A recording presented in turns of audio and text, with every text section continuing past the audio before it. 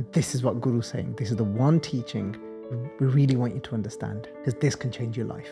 We're reading the Bani, but it could have been that even after an hour, we didn't even attach ourselves to one of the teachings of the Guru. The teachings is the Guru is sharing the Guru's wisdom of how this creation works, what gives us dukh, what gives us sukh. We didn't take any, not even one of it. So then it's Jeeban se bajaiye, Phuk is just, it's empty, you're blowing empty through this bamboo stick, like there's nothing, you're not going to expect any sound from it or anything like that, are you? And you start to appreciate that one, you're going into Simran. It's actually a state of being when you're in remembrance. And in that place, all the Ratan, the jewels will just start floating in. You'll experience love, you'll experience all of these divine qualities will just be there through this. When, what are you receiving without grace? And when you start realizing grace. Welcome to the Japji Sahib Podcast. In this episode, we'll be going through the 6th stanza, which is also known as the Pauri. So we'll be going through the 6th Pauri, and the question that Guru Nanak Dev Ji will be answering for us through this Pauri is this something that we can do where we become more receptive to grace, to that God's grace, which Guru Sahib refers to as kirpa, or karam, which comes from the Arabic word of bakshish. Let's introduce Vich Ratan Singh, that is going to be joining us behind the camera for this episode. Vaheguru Ji Ka Khalsa, Vaheguru Ji Ki Fateh. Thanks for having me on. So, no, it's always amazing to have another Gurpai, a Gursikh beside you to go through Guru's Bani. So Guru Nanak Dev Ji here starts off with saying Teerath Naavaa. And you'll notice there's a slight little emphasis on the Naavaa. And because if we just keep it plain Naavaa, that would be referring to it being Naam being a name. But here is Naavaa in the way when we say Ma naun challaya. So it's referring to here as bathing. So here Guru Sahib Ji saying Teerath Naavaa Jetee Sirathh. So Teerath here means to go onto pilgrimage, onto those places of pilgrimage where you go and bathe in what are referred to as holy rivers.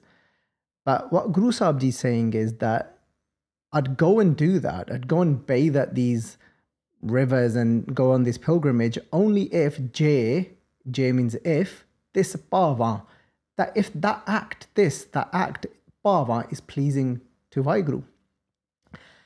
And then Guru Sahib Ji says, Vin Pane ke nae kari. So they're saying that Vin Pane, without it pleasing you, ke nae kari, then ke is then the question, is like then actually, well, why? Nae kari, why am I going to go and bathe in those what are referred to as these holy rivers? And what's the point then if it's not going to actually please you? So Guru Nanak Dev Ji is very clear that you can go and bathe, but you can't be expecting it to cleanse your mind.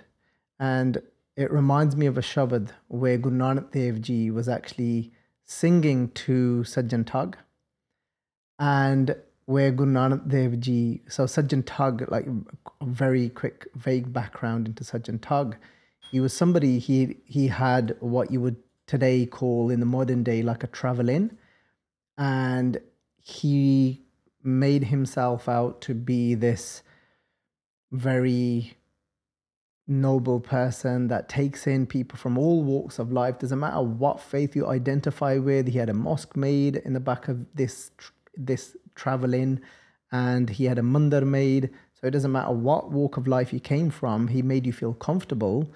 But actually what he was doing was that he had been hurt in his own life. So he would poison people and he would throw them down a well and basically rob everything that they had. And because when people were traveling, they would be carrying, whether it be money or gold or whatever that was. And so he'd take everything, rob it from them and throw them in a well. And the shabad that Guru Nanak Dev Ji started to sing early hours of the morning whilst he was sitting well, just kind of outside of the room, Guru Sahib Ji started off with saying, Ujjal Kaha Chilkana. So Kaha is referring to something that is bronze. Pande ke viri hunde sage, kahe de bane hunde. So they would have like bronze like dishes. And here Guru Sahib Ji is referring to this bronze dish as our body and saying that kaha, so ujjal kaha chilkana. Chilkana means to shine. And that ujjal is like, you know, when you clean that bronze and it shines. So Guru Sahib Ji is saying to him that not from the outside, because you're wearing religious robes and you're shining just like that bronze ornament would shine when you clean it. Ujjal kaha chilkana kotim kaladi mas. But they said that kotim, but when you start to rub it, if you notice, and I know it's reduced now, but I know when I was growing up, we would have actually quite a lot of these bronze ornaments at home. And that would be like one of these display things. And I know a lot of Indian families did actually have these little bronze ornaments that you would buy from the local like pound shops or something, or you'd bring back from India. I don't know if you grew up with no. Yeah, so yeah, we would have all these, and then I actually remember it that no matter how much you clean it, and we'd actually even buy things to clean them with to make them shine. And like, so when people would come over, they'd look at them, and then you got all these cool ornaments shining. But like, no matter how much you clean them, you rub them, coat them, you rubbed them, but then the cloth was always still showing black on it. So you'd think that, is it even getting clean? But even though it's looking clean, and this is what Guru Sahib Ji is saying here, kotim kaladi mas, that as you rub it, there's still this black that is coming out, meaning that actually the truth of it is that within this, it's filled with blackness. And here, in that same way, that's what Guru Sahib is saying to us, that we might go on these pilgrimages, we might go and bathe at certain places, but if that mind is black from inside, meaning black from indulging in certain unrighteous ways of living, or Guru Sahib doesn't shy away from using the word sin, and that makes our mind black. So, but then we'll put that into context in a minute. And then Guru Sahib is saying toteyan jhoot na utra. So toteyan, the small pause there, and the toteyan jhoot na utra je sau tova tes. And then Guru Sahib said, but even if you wash this body, and even if it be that you've gone to a place which is referred to as a religious place, and you go and bathe there, they're saying that you could wash this body in that place, even so 100 times over. They said, but the impurity of your mind will not be washed away like that. And just to clarify that we're talking about the mind itself. And if we look at the other line where Guru Sahib Ji is saying, Man male sab kich mala. So they're saying that when your mind is impure, then everything is impure. And what that means is then, like, if you're looking through an impure lens of the mind, then whatever you look at through your eyes, whatever you're listening to, everything you'll just have a distorted kind of vision on everything, or distorted whatever you're hearing. Tan tote man hacha na hoye. This is but washing the body, your mind cannot be cleansed, right? So this is the emphasis of Guru Sahib Ji's point here. So let's take an example. Say if I feel better towards you, for whatever reason, and I'm like, well, I'm off to pilgrimage. Yeah, I'm gonna go and bathe. So I can bathe, but don't do anything for the mind. Like, I don't think it's necessary to even start working on that mind, to looking at how I want to work on removing that bitterness or that jealousy away from my mind towards you. And I come back saying, well, I've done this amazing deed. I've done this amazing religious act. I've gone and bathed at such and such place. And so then somebody asked the question, has that bitterness or jealousy gone towards preacher? And I'm like, no, what's that got to do with it? That's still there. So Guru Sahib Ji saying, well, Vinapane ke nai kari. That then if that's not going to please Waheguru, then what's the point? So meaning the bathing in these places isn't what's going to please Waheguru. It's the internal work that we do on this mind that is going to be pleasing to Waheguru. Yeah, so it's really important for us to understand that, because how many times do you think we probably fall into that category? Because here Guru Sahib is talking about bathing, but then it makes us think about all the other acts that we are doing that are all so that it can help us, but then we completely ignore, and it becomes that tick box exercise, and not even thinking that we need to do that work.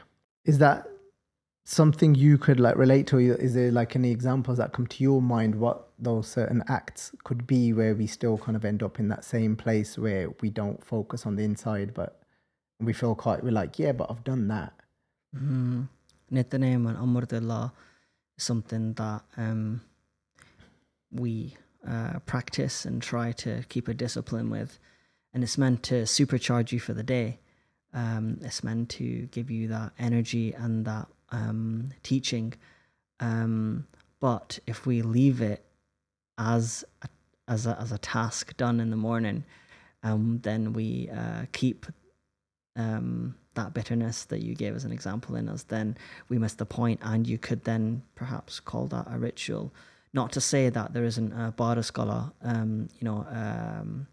energy and power within the words of the Guru, and it can change you without you even understanding or practicing it, and it can change you from within. But with that mindfulness that you carry, that then that's what gives the meaning to that thing.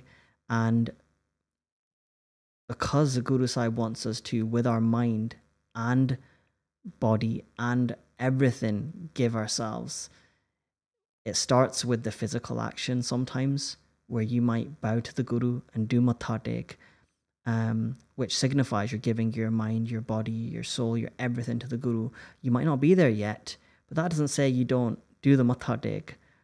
But the magic and the kirpa was a better word probably, is in that when you do that action physically, and then it does match with your mind because you are making that effort to be mindful and say, yes, I am yours. And what it means to be yours is that in that moment where I have a chance to work through that bitterness and feel compassion or love or understanding, then you've matched the action with the mindfulness, and therefore it will be pleasing to Waheguruji. Is that right, what I've said? 100%. I think the line that's coming to my mind is when Guru Sahib Ji saying that Dithe Mukta na hovei Jachar Shabd na kare vichar. So like here where Guru Sahib Ji saying that, like we might be like Dithe here means to see, to look, and so we might get Guru Granth Sahib Ji's darshan with our eyes, which is definitely a great thing in itself, and we're not in any form of way downplaying that. And so Dithe, but in the same breath, when we look at then this line, Guru Sahib Ji is saying this to us, that Mukta na hovei, that you can't just rely on that merely. And where Jichar means until Shabd na kare vichar, until you don't contemplate the Guru's word. And that's when the real work and the real true cleansing is going to start taking place of the mind.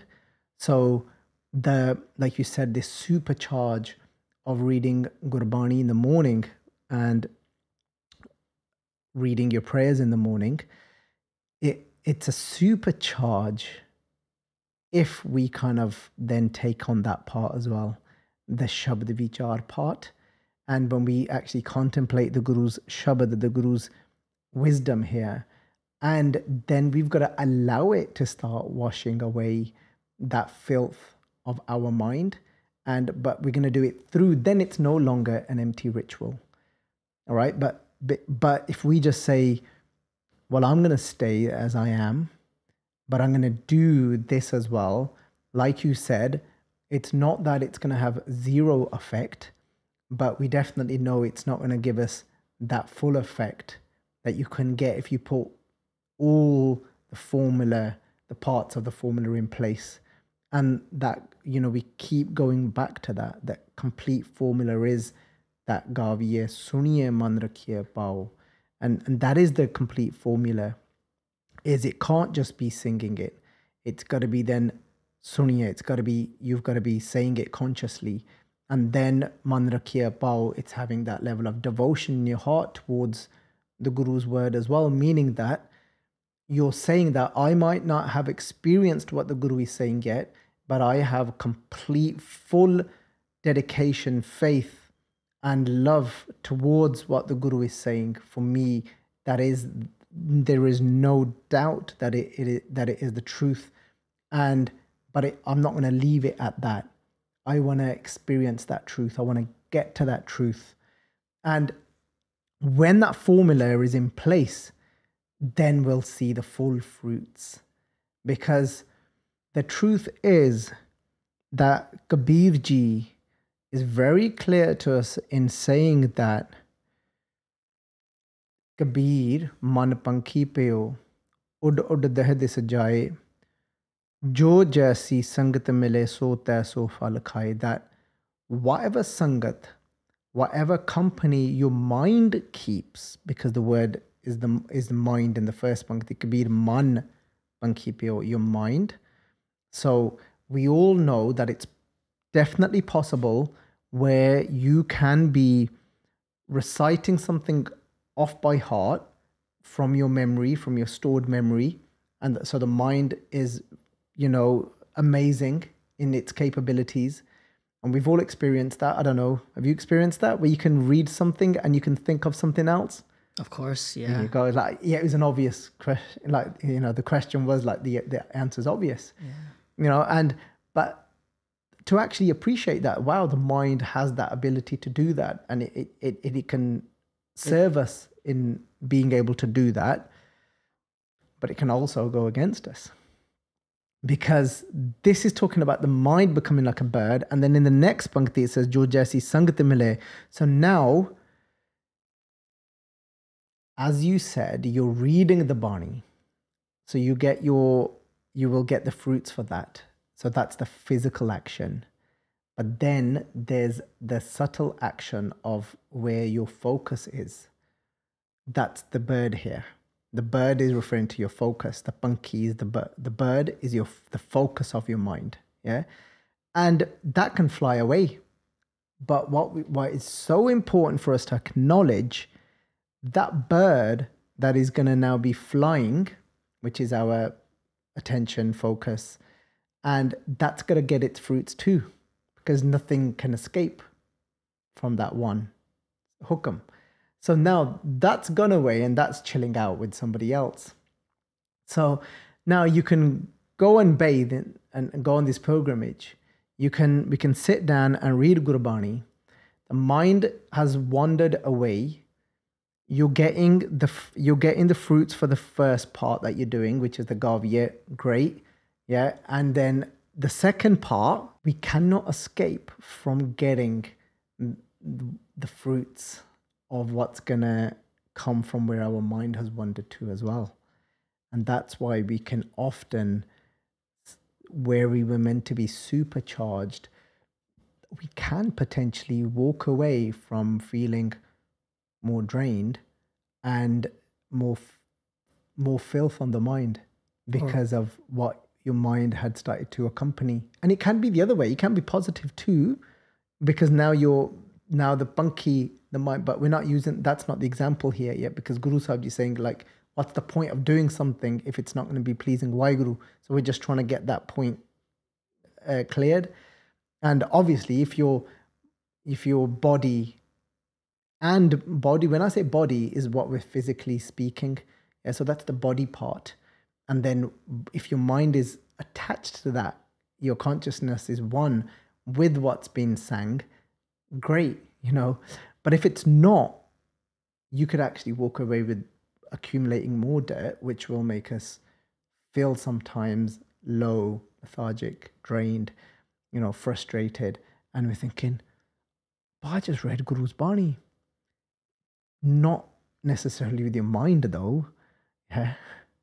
And that's why many people spend years chipping away, but maybe not changing because they missed the one of the parts of the equation. Yeah. But I just wanted to say, and you mentioned this in your katha recently, and we'll leave a link in the description, that, if we feel that, like, well, I'm not there yet, you said that you can turn that into an ardas, a humble plea, that, okay, I'm reading it, I'm still bitter, because you used that example earlier.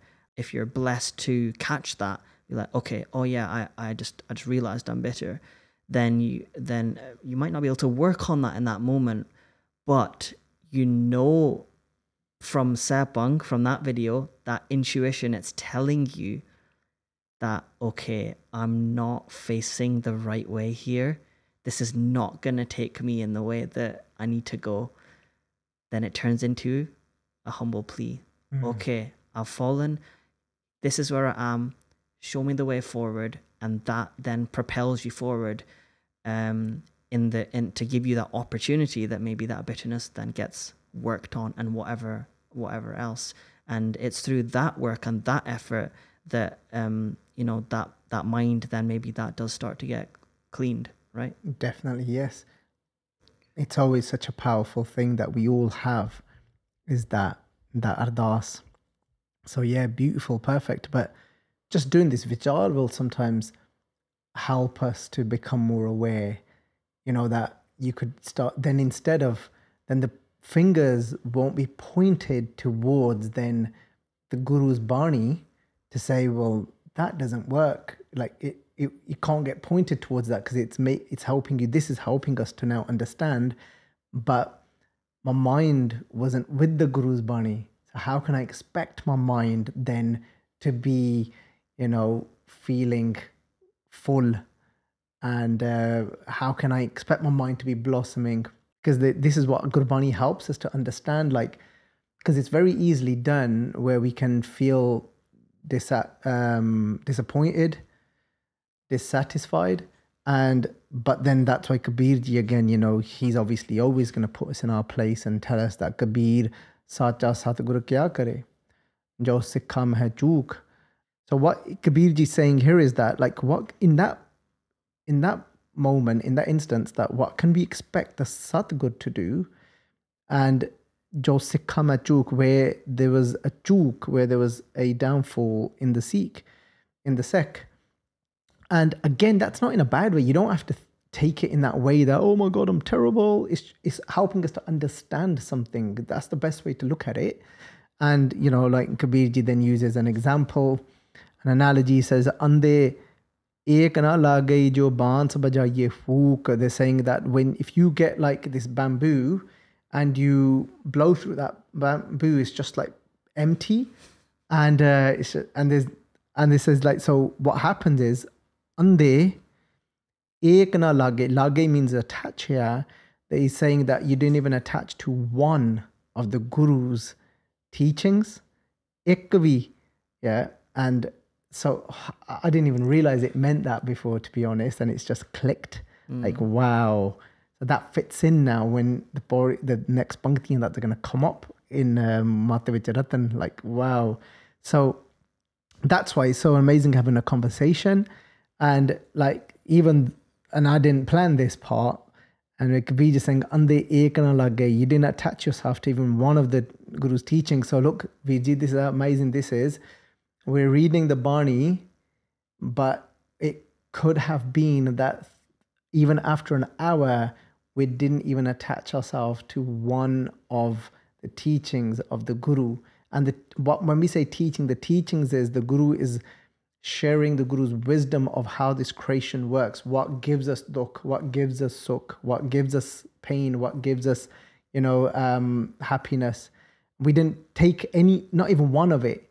So then it's Jioban se bajaiye, Phuk is just, it's empty, you're blowing empty through this bamboo stick, like there's nothing, you're not going to expect any sound from it or anything like that, are you? So it's amazing how it all comes together. So if we now go back to the Japji Sahib Pangtiyan, does Guru Sahib Ji in this Pauri tell us what it is that we can do? Like, what is it that is going to please that one? And it's important to understand when we say please that one, how do we know it's pleasing that one? Is through when we are experiencing those divine virtues of God in ourselves. When we're experiencing divine virtues within ourselves, we know God's being pleased. And because, so if we look at the next Pankti now, where Guru Sahib Ji going to say, Jetee Sirathh upai vekhan. And here Guru Sahib Ji saying, like, again, first person, referring that, like, as I am looking at and seeing all these created beings. So Sirathh, it comes from the word Srishti, which literally can be translated to this world. But it's referring to actually the all the creatures that have been created, all the created beings, and that's how it's been translated here as well. And and then saying Jetee Sirathh upai vekhan, as I'm looking at all these beings that have been created, and let's just focus on human beings so it's more relatable to us. And then vin karma ke milele, and here the word karma, we're gonna translate it from the Arabic word karam being bakshish, which they often use as kareem. That one is, referred to God as kareem, the one that is graceful. So, vin karma ke milele, without that one's grace, what does anyone actually receive? That the ke is the question, milele, ki milda kisenu, ode bakshish to bagar. Without that one's grace, what does anyone receive? How is that the answer? That is the answer because Guru Nanak Dev Ji is actually bringing to light to our attention and saying that there isn't anything. Are you realizing that? And Guru Nanak Dev Ji is saying, if you start realizing this, in that moment of realizing that whatever you are receiving is grace, that is with that one's grace, and we'll look at the examples to put it into context. What are we referring to? Receiving what? Like what? Yeah. And once you start realizing that, that will take you into a place of gratitude. But within that realization, you are now automatically in the remembrance of God. You're in Simran. And that's what Guru Sahib Ji says, Prabh ka Simran sabte ucha.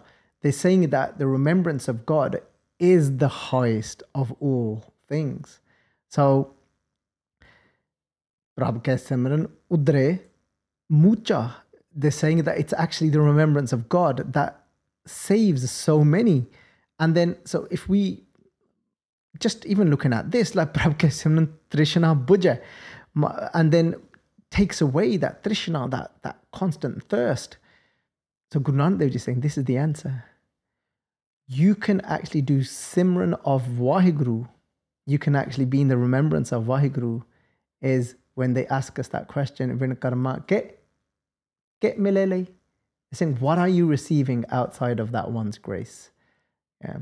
And when you start realizing that, you'll go into the remembrance of that one and you'll be naturally in a state of gratitude, which is so good for us, for our brain health. There's plenty of studies that show us that now. It shows that it helps you to create more grey matter, which is good for our brain. When we then look at the next Pankti, Guru Sahib Ji saying, Vich Ratan. It's all going to come together. If to give it a minute. Vich Ratan Jawahar Manik. So here, these are just different types of like jewels. Like Ratan, Mat here, we can say within our mind.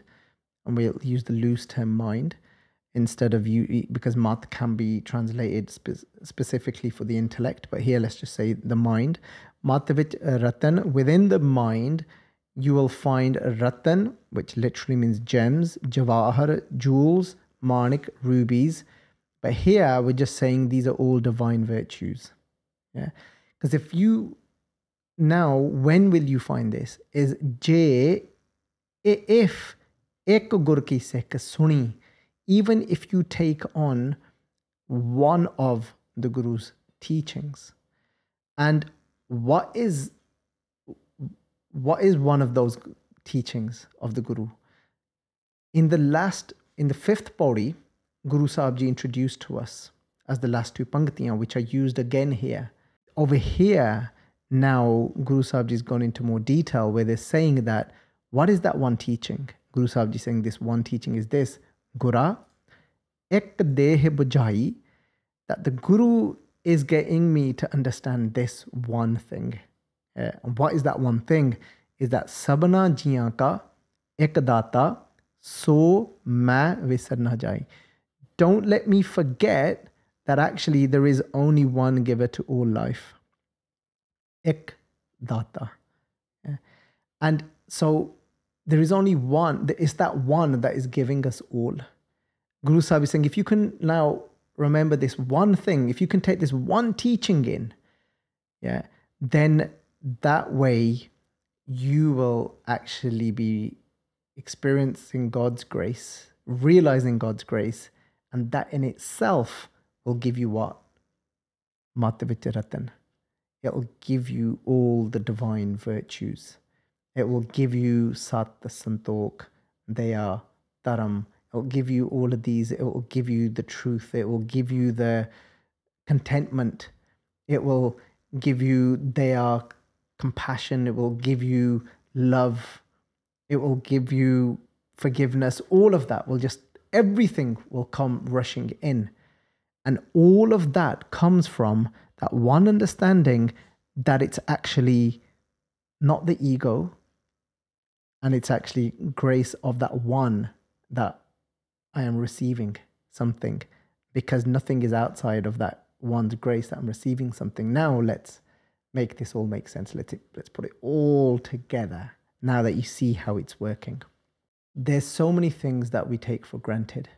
And we spoke about the Shabad just before we started the podcast about An Khana Kappad Pennan Diya, where it's a Shabad by Guru Ramdas Ji, if I'm not wrong, where it says, Mere Ram hai neej karam har mere.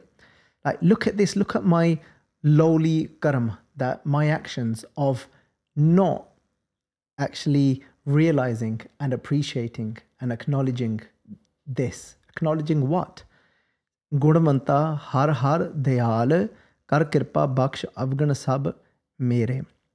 And this is an ardas saying, oh compassionate one, the one that is just the treasure of virtue, that like just take away my avgan. My avgan is when I think it's all me, my ego, gets stuck in my ego and I don't see that it's your grace.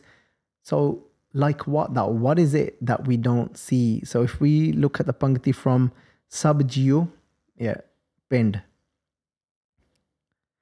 Look, Guru Sahib is saying, Sab Jio Mukh Nak Diya, that we've all been given. And I know, I always say this, that when we do look at something like this, that yes, there's going to be certain people that aren't able to relate to all of these examples. And because somebody might, because the first thing here is like, say, we've got mukh, bend, which is body, mukh, which is then our mouth, and then nak, nose. So some of these things for somebody, like they might have some sort of ailment or something or another, and they're not everyone is able to relate to every single example.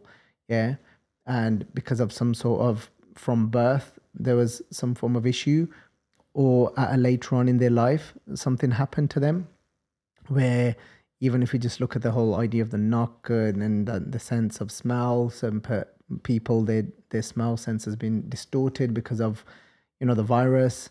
So, But there's going to be something here that we can relate to. Yeah. And Guru Sahib Ji saying, Sab Jio Pind Mukh Nak Diya, that one has given us this body, this mukh, this mouth that we're using now to speak with. We use to put food into this mouth. And, we chew with these teeth. And, the tongue helps us to push it down. The saliva helping us to break that food down. And all these things that we sometimes fall asleep to. And we say things like, Onne ki kita? Like, what has he given me? What has God done? What has God given to me? Nak vartan ko pani, and has given us water to use, whether that to be used to bathe, to freshen this body, to clean this body, and then to drink that water. Pani main thoda banaya. Doesn't matter how rich somebody is, like nobody can claim that they have designed that element. They've made that element of water. That's a gift from that one. And this is what this actual body is about. Is bringing us back to, if you can understand this one teaching of the Guru, yeah, and then if this is the understanding that my Guru is giving to me, yeah, so and then, we don't have to go to this Bhakti at the moment, but, we'll keep it on this, where Guru Nanak Dev Ji is saying that Sabhnaa Jeeaa ka ek data, there is only one that is providing us all with everything, that your mind could be filled with all these divine virtues, that when karma ke milele, what are you getting without that one's grace? Like water is grace, but it's only grace when we realize it. And when we realize that, wow, that this is actually, you've made this. And without this, I couldn't survive. I don't even know, I can't even remember. Like, you read so many things, like how long can a human being even survive without water? Like, I don't know, it's probably what? Any idea? Can you remember? Is it 3 days or something like that? I'm sure you guys can check it out. You can Google it right now and it'll come up. Beechman's going to have a quick Google for us, like how long can somebody live without water for? About 3 days. 3 days? Oh, wow. Well done. Yeah, he was right. Thank you. About 3 days. But it's, the thing is, nobody else other than that one, other than that crater, could have even could make it where it's coming from and how we're using it to just, to wash our face, and this is what Vartan ko pani, Guru Sahib Ji saying that it's that one's given you, and then Master says, karma ke milele, what have you received without that one's grace? And when we start to realize that just water itself is grace, and then it's so much kirpa, blessing, that not everyone has got that, is fortunate, like where you can just open a tap and use it.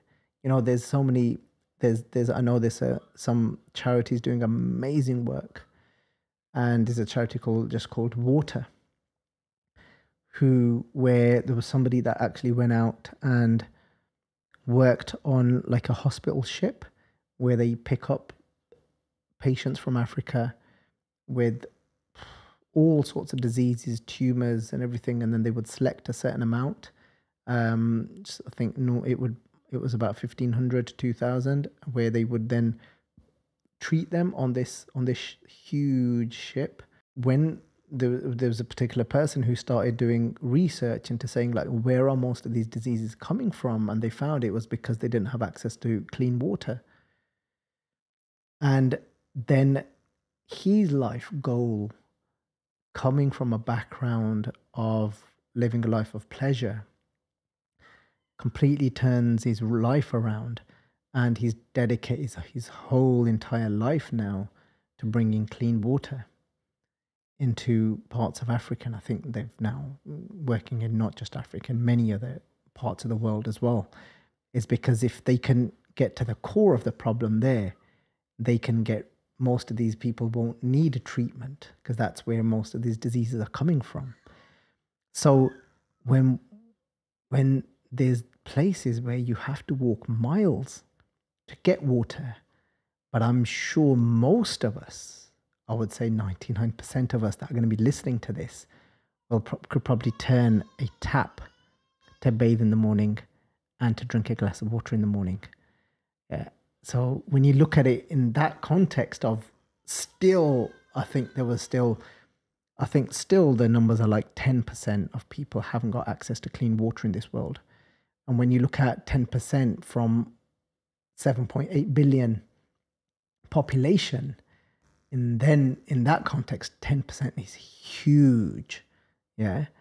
So when we look at it like that now, is it grace that we've got water? Yeah. And then when you're able to do that and you start to appreciate that one, you're going into Simran in an avastha of Simran. You're going into the state of remembering remembrance is a state. It's not something you can just say. It's actually a state of being when you're in remembrance of God. And in that place, when you go into that state, is when all the mat Vich Ratan comes. All the Ratan, the jewels will just start floating in. You'll experience love. You'll experience all of these divine qualities will just be there through this. What are you receiving without grace? And when you start realizing grace, you'll just be like, whoa. And this is what Guru's saying. This is the one teaching we really want you to understand, because this can change your life. Ann khana, kappad, pennan diya, ras ann pogani. They're saying that the grain, the ann that we've been given, we have ann in so many different forms. We've just had some sourdough bread. That's our ann there, that grain. And the kappad pennan diya, the clothes, like when we start to realize all of this as grace, because even the material of this, where has it come from? And then being more conscious as well about that, what material we're wearing. And again, if it's cotton, it's grown, it's come from that tarti, from Mata Tarta Mahata, it's come from that earth, come from that land. When you start to connect it all back to that one again, and you're in that state again, just from the clothes that you're wearing, and you're looking at how even this is grace, how cotton comes about, how it's grown, who's made it possible for it to grow, who's even given us that where we can have that cotton. Again, that's that one. And then you go into Simran again, you go into remembrance again, and automatically you're in gratitude, and then Ann, Khana, Kappad, yeah, Pennan diya, Ras Ann pogani. And then over here it's talking about when we forget that one. Jin diya so chitna avai, pasu haun kar jani. And then Guru Sahib Ji saying that Jin diye so chitna ave, the one that has given this, you don't remember that one. Pasu haun kar jani, we go into this animal state within our mind that think it was all me that made this. Right? It's crazy, isn't it? Like how we get so deeply identified with the ego to think this was ma. And like Mara saying, you're in an animal state then. Yeah. It's mind-blowing, isn't it? And this is what we read every day. And so, Sangaji, that is the vichar of this body, of the sixth body of Japji Sahib. That this one line, Jetee Sirathh vekha vin karma ke milele. I used to actually look at this body and think, it's a bit random. Like, I used to think that I don't get what is that line doing here in the middle of this? Like, Nanak Dev Ji just like fancied telling us that, I was looking at the world and looking at the people, and so I always was a bit like, I wasn't sure like how that fits in.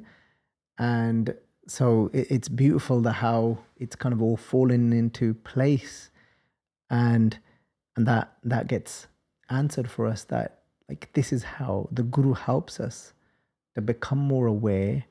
So even though we used a Bani, a shabad that was kind of not like in a positive light where it was saying that, oh wow, I'm, so grateful for you giving me this, but it's actually when we forget that we've been given that, but we can still use that shabad to remind us of those very things and how we can be filled with this prema bhakti and with these jewels through just that, doing a practice like that of realizing how much is like it's not outside of that one's grace, these things aren't, and how they have come about and who they belong to, who's created them, who's made them, and just going into a state of Simran like that will fill us, our mind, with so many divine virtues.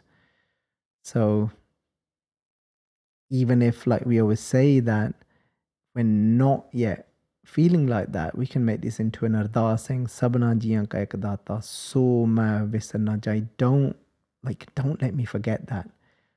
And let's finish off with that, saying that, Waheguru, that don't let me visar, forget, don't let me separate from seeing that it is that one that has provided these things, and not get identified with the ego. Well, no, it was me that, has done this.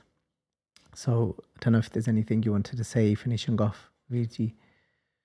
Just to sum up that, what the vichar that you've shared today is about.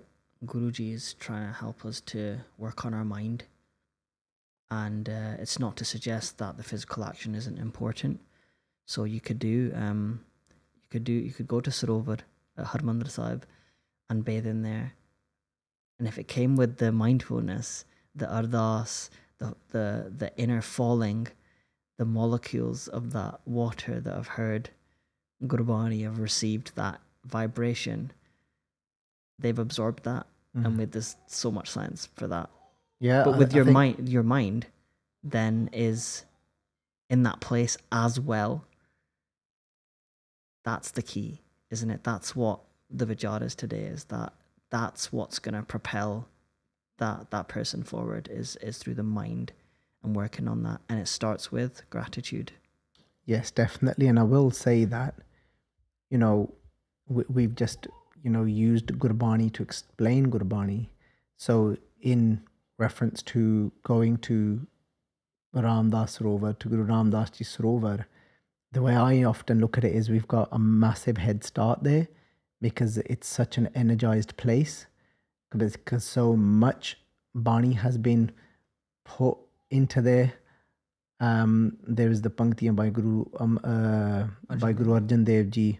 If we just look at this Pankti, Har haan Nanak Kasmar Jahe Naiye Ramdas Sar, is that going to that Sarovar of what is referred to here as Ramdas into the Amritsar Sahib. And I always look at it as like there's this just huge head start, because it's such an energized space with all that Gurbani, and that's going into that water, making it into Amrit Sarovar.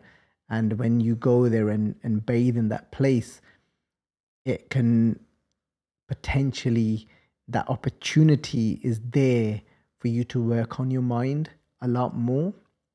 And there's just this opening, because everything is there helping you and aiding you, and to kind of setting that perfect environment for you to actually reflect more, and the mind to be affected a lot more in a positive way, for it to be cleansed.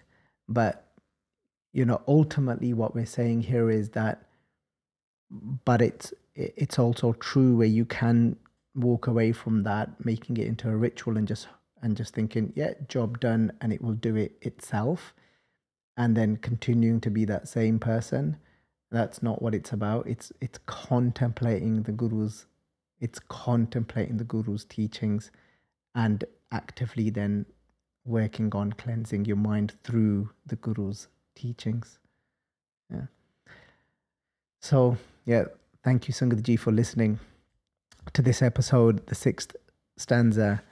And let's all go on this journey together and become more aware of how much grace is actually already in our life.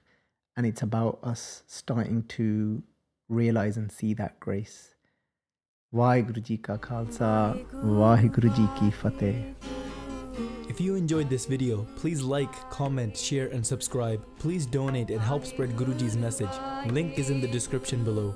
Vaheguru Ji Ka Khalsa, Vaheguru Ji Ki Fateh.